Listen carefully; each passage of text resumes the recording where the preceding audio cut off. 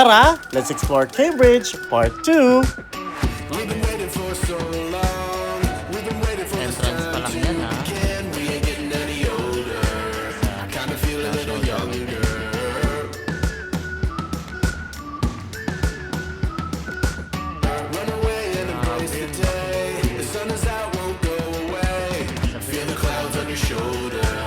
Touch the sky, feeling bolder.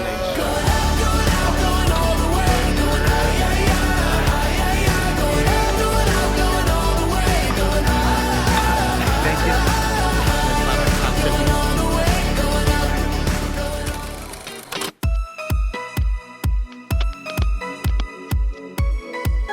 Hi guys, I'm Julius.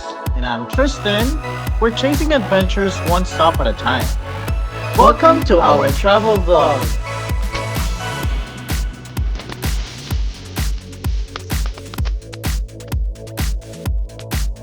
Ito tayo sa Fitzwilliam.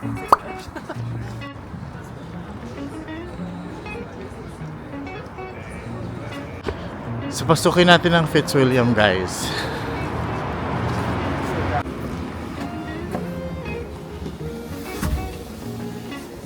Wow!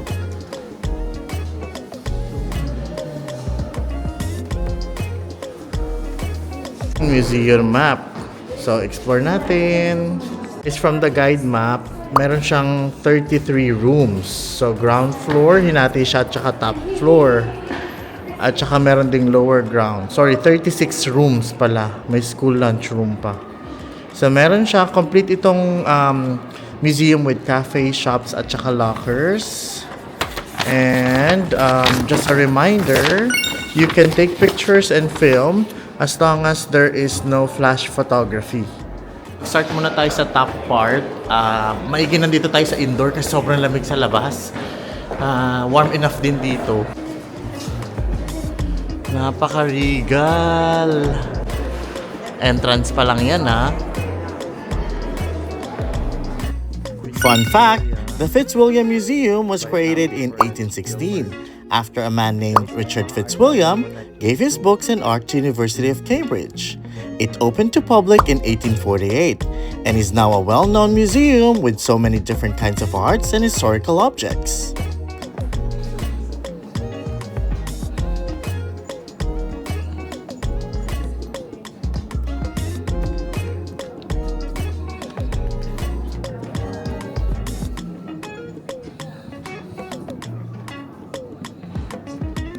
Napaka-interesting ng art na to by John Everett Milias. So it's called The Twins. And this painting was done 1876 pa. Grabe, di ba? Pagka-preserve ng art.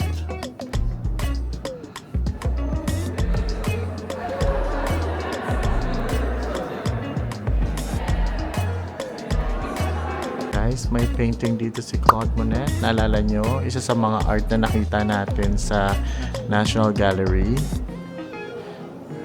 This is the road bridge at Argenteuil, 1872. Another Monet, guys. Springtime. Oil on paint. Grabe, ang ganda. We found another Van Gogh's art. It is called Autumn Landscape. This is unique. Very uncommon sa usual na mga patterns at art na ginagawa ni Van Gogh. Pero makikita mo pa rin yung paggamit niya ng oil paint. The way he styled it. Galing.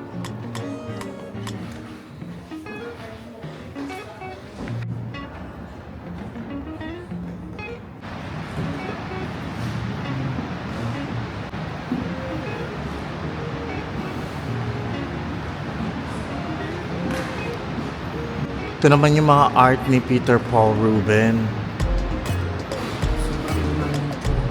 Oo. So, between 1577 to 1640 pa itong mga arts na to. Grabe, di ba? Kaya pala yung ganyan yung tsura niya. Dito naman ang Egyptian time. Yung mga tombs ng mga pharaoh. Look at the details. Grabe. It's a work of art. Head.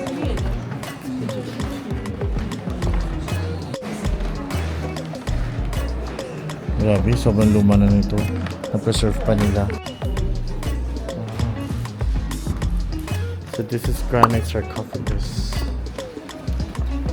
You can see the detail on the stone.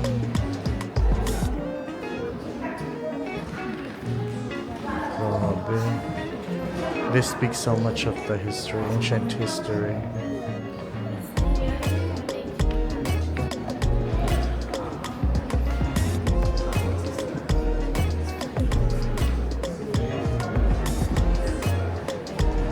Guys, napakalaki ng museum na to. Meron siyang, hinati siya like sa France, sa England, sa Greece, sa Egypt. Ngayon nasa Asia na side na tayo. They're not as overwhelming as yung mga ibang mga museums in London kasi sobrang laki. Ito, this one, medyo...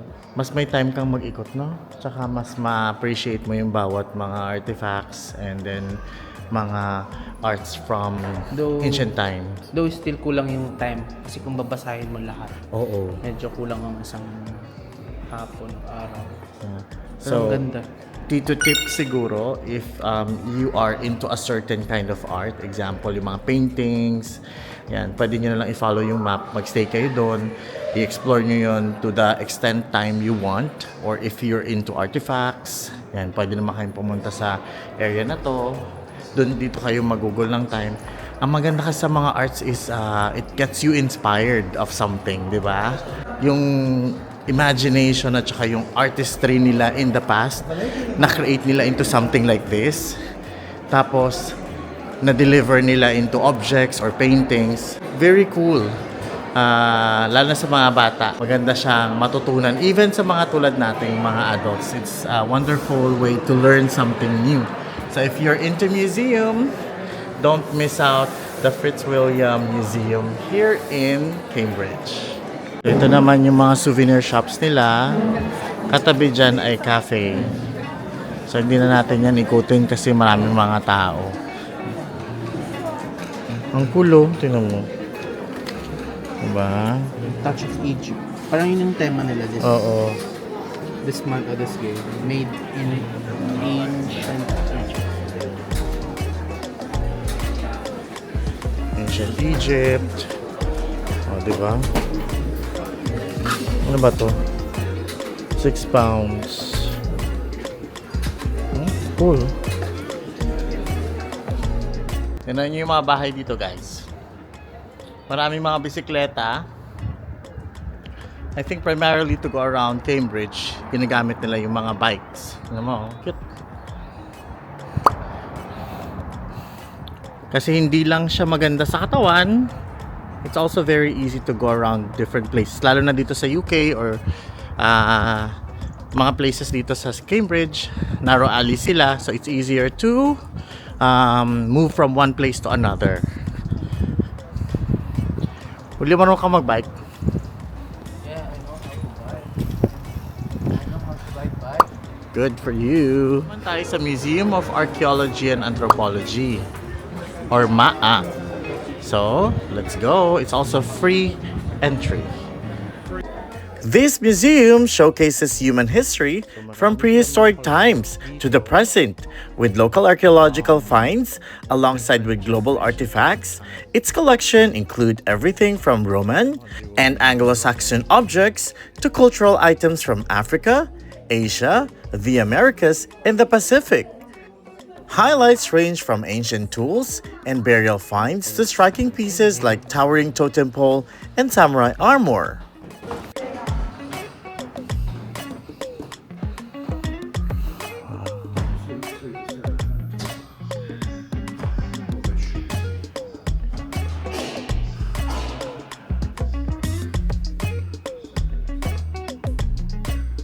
Guys, this is Haida Totem Pole from Tano Haida Gawai sa British Columbia, Canada. Grabe, di ba? Sobrang taas.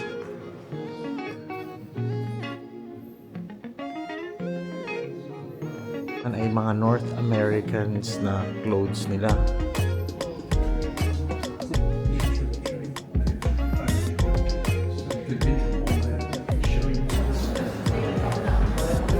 So sa may Sedgwick naman tayo na museum. Ganda ng ano, ground, no? Grabe, imagine you have this space. Of course, ang dami lang bikes dito. Guys, alam nyo, parang ang lakas maka Harry Potter to dito. Tingnan mo. Mas darker lang yung Harry Potter pero the vibe is like Harry Potter. So, another museum tour coming right up. Welcome to Sedgwick Museum of Earth Science. Entry is free. Let's go, guys. Grabe, ang laki ng building nito. So, pasukin na natin. Mga kalakwatsa, this is a very compact museum. It showcases fossils, dinosaurs, rocks, and minerals to tell the story of Earth's history from its formation today. So we have museum trails here, like sort of like a map of the So, museum. yun ang idea kung ito yung mga leaves, elephant, no? So, yung mga categories nung... Dinesign nila talaga din yung map for kids, no? It's easier to find things. Inallocate siya according sa mga iba't ibang mga kinds of sciences. Guys, look at this. Ang laki. Head of a T-Rex. T-Rex ba to? Grabe. Okay, so we are now on the bones of different kinds of mammals. So this one is another mammal. It does look like an elephant, pero it says Dinotherum giganteum. Guys, tingnan nyo, iba-ibang kabibi, oh. Mga shells. All kinds of shells. Seashells by the seashore. Seashells. Guys, tingnan nyo. These are the real fossils. Ito ay twig. Makikita nyo ba? Yan. Ang cool, di ba? So, fossils are formed through time. Nagdadaan siya sa iba't ibang process of formation because of the weather changes before ma-fossilize ang isang bagay. So, dito makikita mo yung ano, shape niya. Diba? Very cool. Alam nyo guys, maganda rin tong place na to, lalo na for kids. Kasi very detailed yung presentation nila ng mga iba't ibang kinds of rocks, tsaka yung mga buto ng mga animals. So this is very educational for kids. And for us, ano natutunan natin ngayon? Maraming ganda. Tsaka nakakaliw, ang dami nilang mga kabibi. Ang dami natin sa Pilipinas yan guys. Pero dito, it seems like they're a treasure. Tsaka yung meron dito mga talagang pinirepare nila for kids. May mga toys for kids. Kung mabuboard, pwede mag-drawing. Sobrang ano siya, educational. Yeah, very educational. Marami sila kasi makakita sila ng mga dinosaurs. So napakaganda nitong lugar na to para sa mga bata. So 60% puro bata. Yeah. So let's go to another place.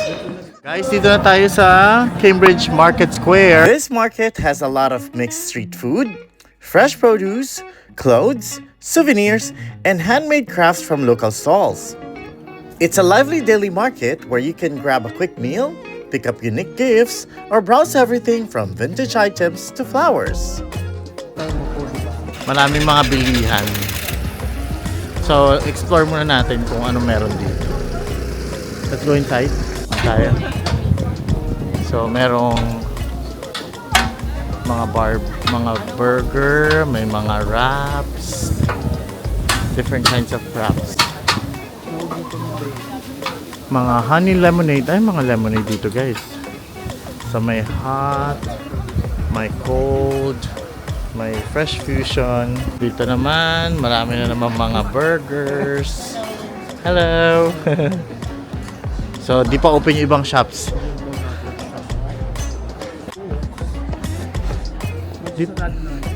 Oo. Not sure kung sarado na sila or hindi pa open. May kasi natin din. Sabi mo. And different kinds of books. Mga stall siya outside. Open area siya. Tapos you're gonna buy everything. Nagbebenta sila kung anong gulay. Oh, may prutas nga din ako nakita eh. Tsaka mga flowers. May mga damit, may mga bike, may mga books. Yeah. Good. So, ang tawag sa Pilipinas ito, parang hindi siya bancheto eh. So, kung gusto niya ng mga pika-pika na food, yan, Market Square, pwede kayo bumili. Yan. Marami na mga bibili. Salads, gano'n yung common na food sa inyo. Sa UK. Some tea. Wow. So, dito tayo sa isang tea shop dito sa UK, which is Whittard. Afternoon tea. Yeah. So this is 15.95. Mix na siya ng mga tea bags. Marami silang mga kinds of teas eh. May mga loose teas. May mga chai. So you can try here. Ito yung binili. Thank you. So may mga free taste din dito guys. Whittard Chelsea since 1886.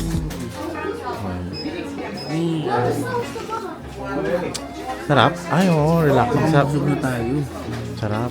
Hanap pa tayo ng iba dito, guys. Let's try the raspberry ripple.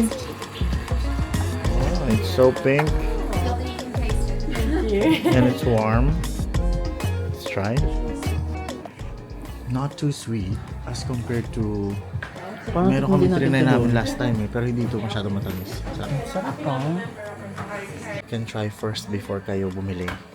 Whatever suits your taste. Sarap siya. Masarap dito guys yung mga tea nila. Premium yung mga tsaa nila.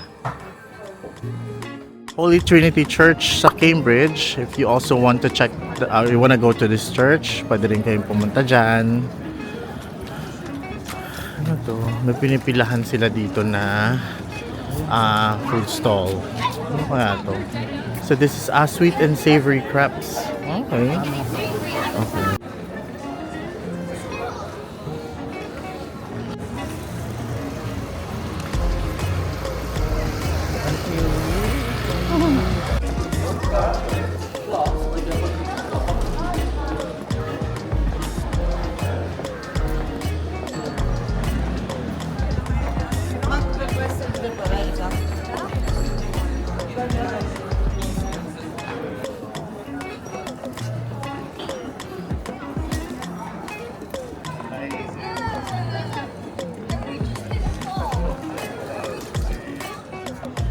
Another church here, the Great St. Mary's Church. Tara, pasukin natin.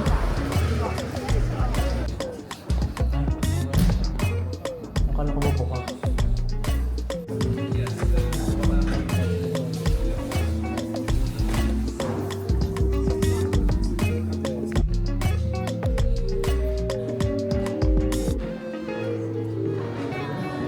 Ayaw mo. Let's go here. Dito na parang big. So, this is King's College. School to.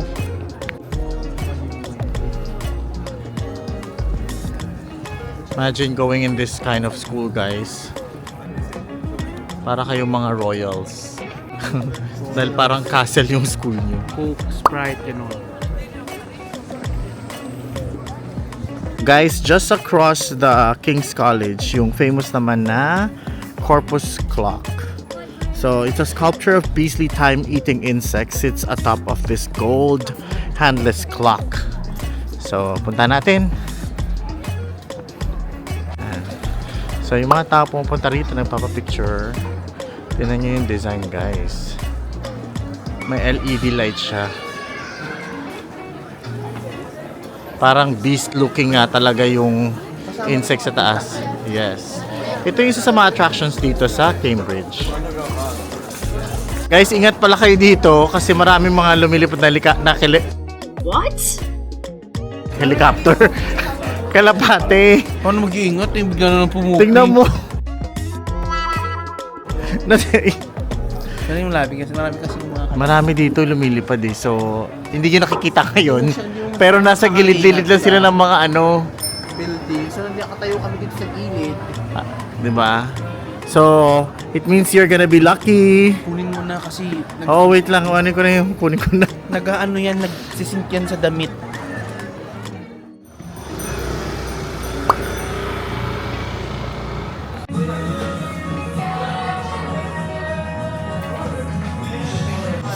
Thank you so much. Wow. Thank you. Just be careful with the chili, they're a bit spicy, yeah? Alright, thank you Enjoy. so much. Wow, beef brisket for me. Hello guys, dahil sa lakad natin today, nagutom na kami. So we went to for restaurant here in Cambridge. I ordered beef brisket. Yan. And ako always seafood, kaya ang pinili ko is king prawn. Yeah. King prawn. So, Sa akin ay 13 pounds. 14 pounds. 14 pounds yung iyo. And then we order spring roll, Spring roll. which is Pakita also seafood siya. Yeah, seafood Stuffing spring roll. niya is Siya. Okay. So let's do taste test. Meron siyang lemon. Hindi ko alam kung ano to, pero siguro ilagay na natin. Kami siya mga herbs and spices. Ilagay natin lahat para mag-mix yung mga flavor. Okay, let's taste the broth.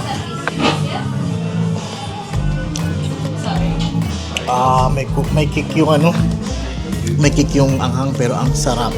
Ang sarap. Soothing yung lasa niya, tsaka lasa-lasa yung beef. Okay, let's try naman the noodles.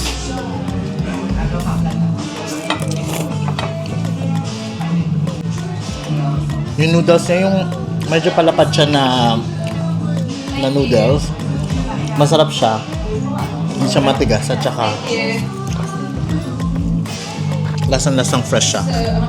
So for me, it's 10 over 10. So, ako naman po ang susunod magtitikim. So, nilagay ko na lahat ng mga gulay. Hindi naman alam ko anong tawag, pero masarap siya kapag nahalo na siya sa noodles and soup. So, let's taste. Ang pinili ko, chicken broth over vegetable broth.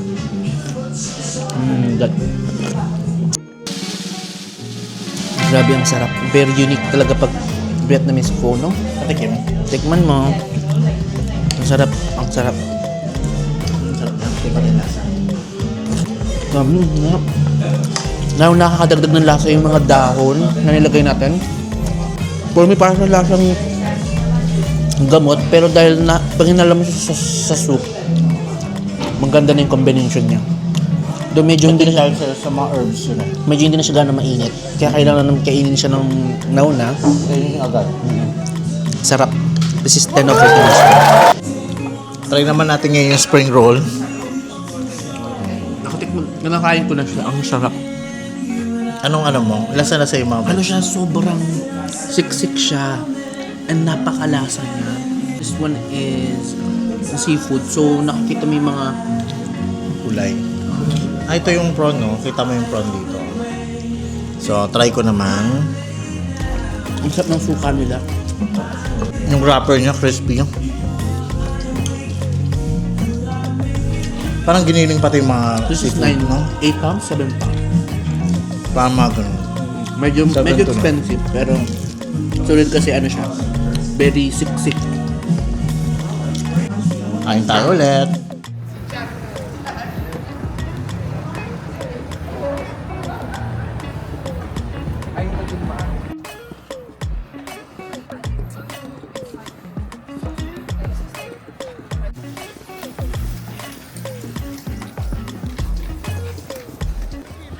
Dami nagbabike dito kaysa sa nagbabas. Mga kalakwatsa, more of ang ano nila dito is more on bike sila. Yeah. Sobrang bihira mo lang makikita yung bus. Kaya siguro puro sila bike dito. Pero maganda na din if they are trying to establish a community that using bike all the time. Yeah. It's for healthy living and of course for the environment as well. Mill Road isn't about a big attraction. It's more like a long, lively street full of things to explore, especially if you want to have local Cambridge vibe.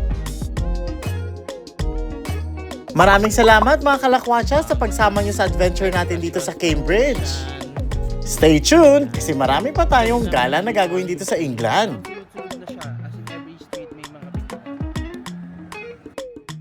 To God be the glory. Thank you po, Lord.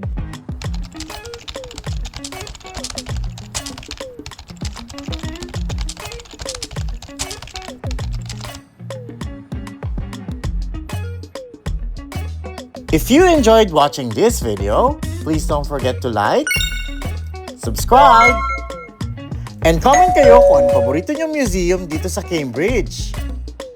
Check out these videos for more travel adventures.